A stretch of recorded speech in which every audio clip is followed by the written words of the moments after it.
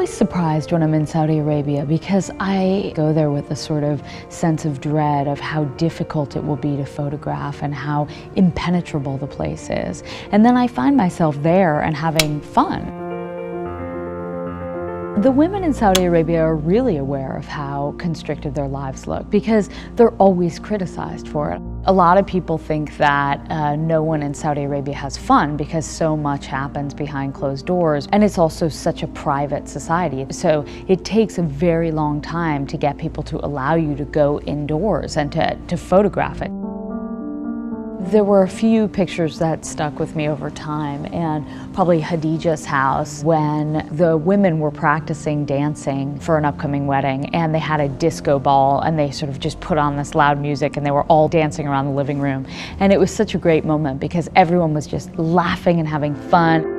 So you'll see in many of these pictures their faces covered and their heads covered, and that's something that typically they would not wear inside their homes. But because they're being photographed, because the images are for public display, it's as if they are out in public.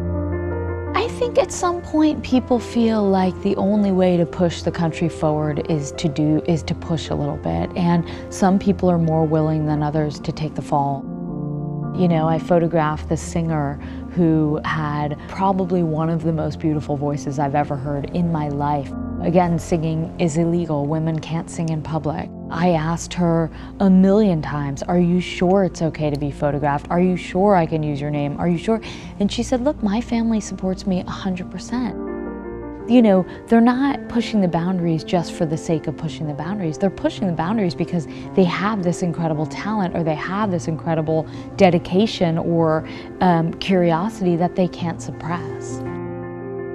I went on a day-long hike in the desert outside of Jeddah, and it was not only stunning visually, but also I think there must have been 30 or 40 people going out to the desert and hiking for a day, stopping and having a campfire after. That's something that's illegal in Saudi Arabia. It's something that we take for granted. But in Saudi, you can't do that. You can't do it with people who are friends because they are not relatives.